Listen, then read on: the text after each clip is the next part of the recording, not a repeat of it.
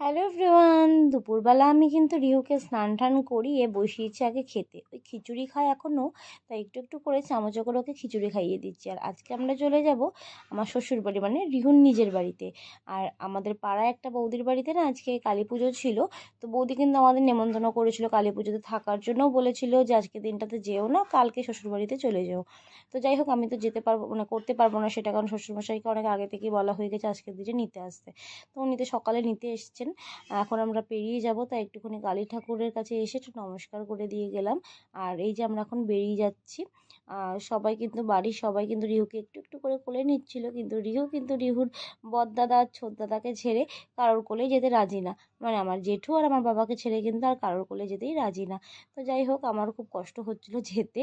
সবাই কিন্তু দেখো আমাদেরকে দিতে এসেছিল রাস্তায়, কারণ আমরা গাড়ি করে যাব যেহেতু। তারপরে সবাই একটু একটু করে রিহুকে কোলে নিচ্ছিল। আর তারপরে কিন্তু রিহু আমার কাছে চলে আসলো। আর গাড়িটা যখনই ছাড়লো, সত্যি বলতে আমার আর আমার রিহু দুজনেরই খুব মন খারাপ হয়ে গেছে। কারণ টানা একটা বছর যখন মানে এক জায়গায় আমি থাকি, মানে কেউ থাকে আর কি, সত্যি তার একটা মায়া আলাদা জড়িয়ে যায়। তারপর রিহু কিন্তু গাড়ির মধ্যে ঘুমিয়ে পড়েছিল।